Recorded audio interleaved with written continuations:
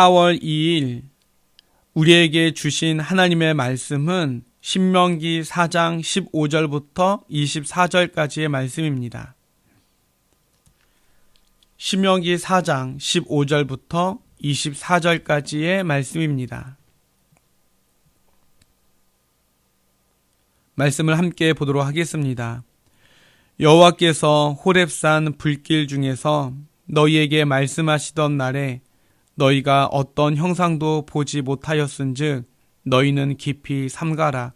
그리하여 스스로 부패하여 자기를 위해 어떤 형상대로든지 우상을 새겨 만들지 말라.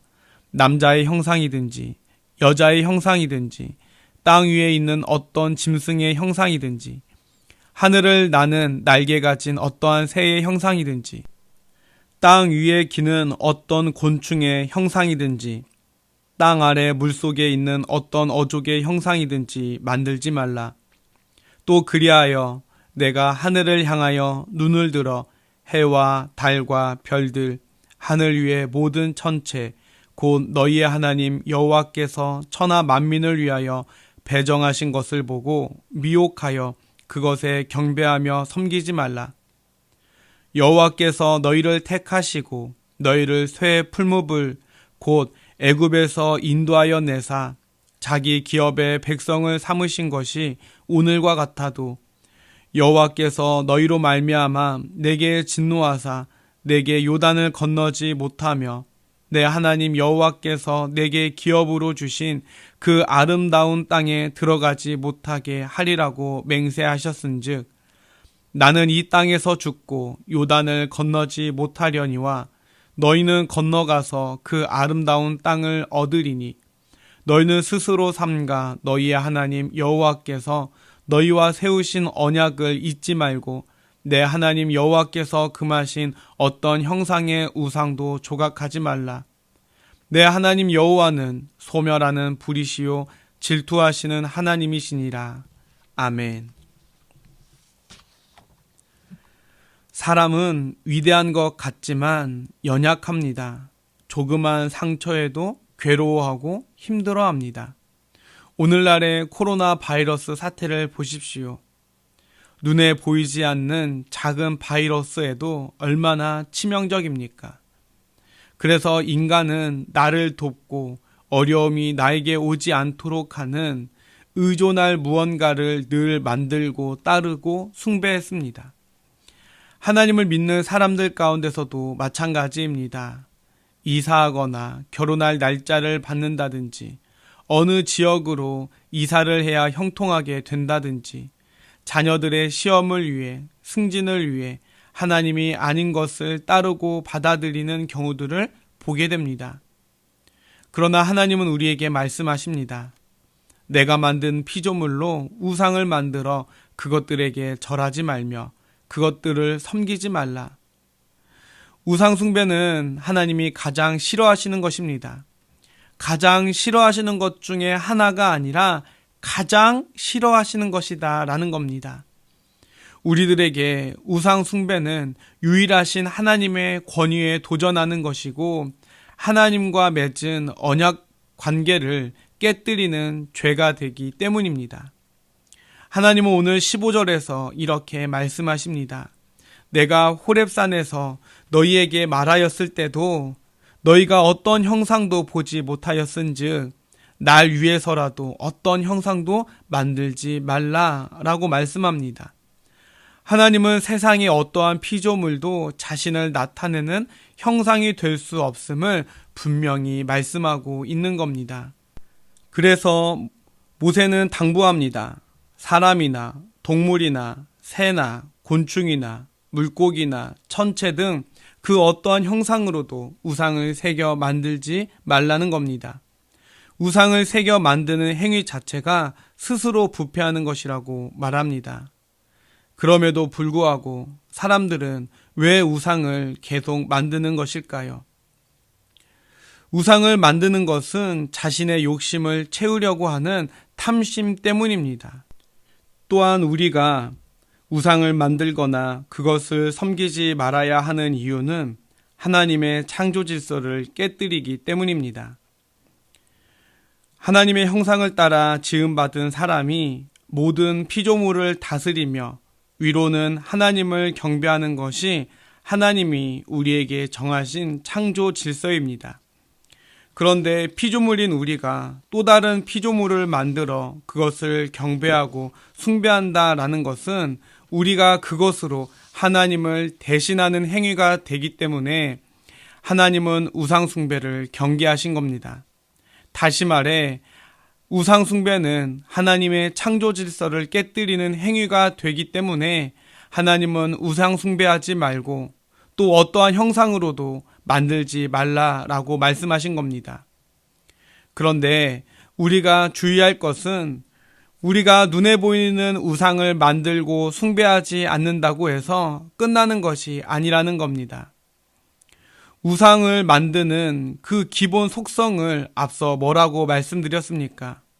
그것은 우리의 요구 사항을 이루기 위한 우리의 욕심 때문이라고 말씀을 드렸습니다. 그런데 성도들 중에는 나의 욕심을 하나님으로 채우려고 하는 경우들도 많이 있습니다. 내가 원하는 것을 이루기 위해, 채우기 위해 하나님을 믿고 헌신하는 경우들이 많이 있습니다. 내가 원하는 것을 얻기 위해 하나님이 원하시는 것을 해드려서 하나님의 환심을 얻으려는 생각으로 하나님을 믿는 사람들이 더러 있다라는 겁니다. 이것은 우리의 욕망을 위해 하나님을 이용하는 것 뿐입니다. 좀 더 심하게 말씀드리면 우리 조상들이 매일같이 밤낮으로 부르짖었던 또 믿었던 천지신명, 조상신, 부처 등등이 하나님으로 이름만 바뀌었을 뿐 전혀 다를 바가 없다라는 겁니다. 이러한 생각은 하나님이 기대하시는 신앙과는 전혀 관계없는 왜곡된 종교 활동일 뿐입니다. 우리는 그저 죄 많은 나를 끝까지 사랑하여 주셔서 나의 죄를 용서하여 주시기 위해 독생자까지 보내심으로 우리의 죄를 사해 주신 하나님께 감사하는 마음으로 그분께 영광을 돌리는 존재입니다. 그 감사함으로 하나님께 헌신하고 봉사하고 예배드리고 찬양하는 것입니다. 오늘 24절 말씀을 보십시오.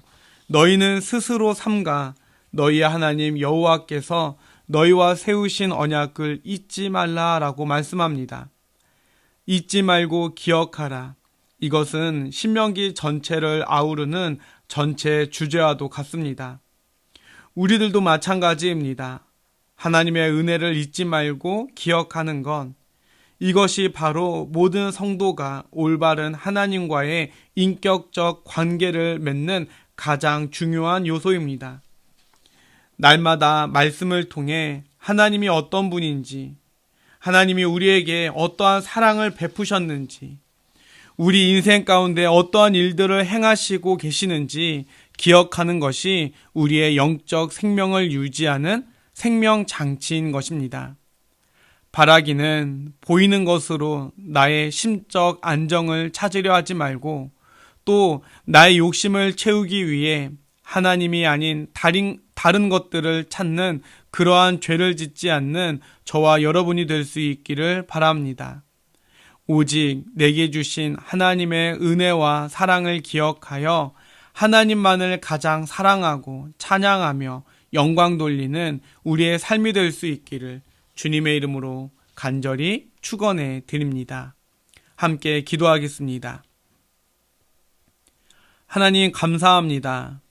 누군가에게는 너무 소중한 오늘 이 하루를 우리에게 허락하여 주심에 감사를 드립니다. 아들의 생명까지도 허락하시며 우리를 향한 사랑을 보여주신 아버지 하나님의 은혜와 사랑을 날마다 잊지 않고 기억하며 살아가는 저희들 되게 하여 주시옵소서.